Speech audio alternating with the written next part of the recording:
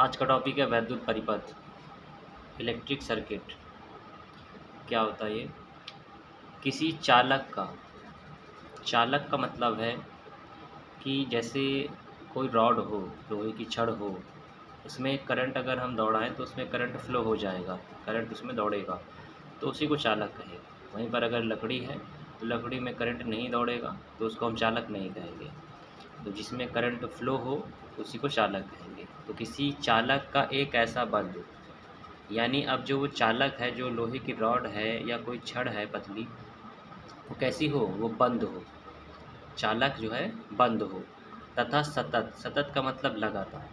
तो यहाँ पे जैसे एक ये छड़ मान ली गई है जो कि चालक है, और ये कैसा है? बंद है। तो ये इसको यहाँ पे ये बंद दर्शाया गया है। एक्चुअल में जो परिपथ होते हैं दो तरह के होते हैं, एक बंद होता है, एक खुला होता है। तो ये चालक है और इसको कोई वायर था, तार है, और इसको इस तरीके से मोड़ करके बंद परिपथ एक बना दिया। खुले में क्या है कि यहाँ पर ये ओपन है। तो परिपथ एक्चुअल में दो तरह के होते हैं, एक होता है बंद परिपथ और एक होता है खुला परिपथ। तो जो चालक, यहाँ पे एक रॉड ले ली गई है, एक छड़ मान ली गई है, और इससे एक बंद परिपथ बनाया गया है। तो किसी चालक का एक ऐसा बंद तथा सतत, सतत का मतलब लगातार, कि यहाँ पर देखिए ये जो लगातार है जा रहा है, यहाँ पर तो बैटरी जुड़ी हुई है, सेल जुड़ा हुआ है, तो ये सतत इसको कहेंगे। अब यहाँ पर ये सतत नहीं है, यहाँ पे वैकेंट है, खाली है यहाँ पर, तो ये सतत इसको हम नहीं कहेंगे। तो हमारा जो चालक है बंद है और कैसा है? सतत है, लगातार परिपथ, जिसमें क्या हो? वैद्युत धारा, यानी इसमें करंट जो है एक टर्मिनल से, टर्मिनल का मतलब अंतिम सिरा, छोर कह सकते हैं। यहाँ पे पॉजिटिव है, यहाँ पे मान लीजिए पॉजिटिव है, तो एक अंतिम सिरे से होकर के किसी दूसरे टर्मिनल तक प्रवाहित होती है। क्या प्रवाहित होती है?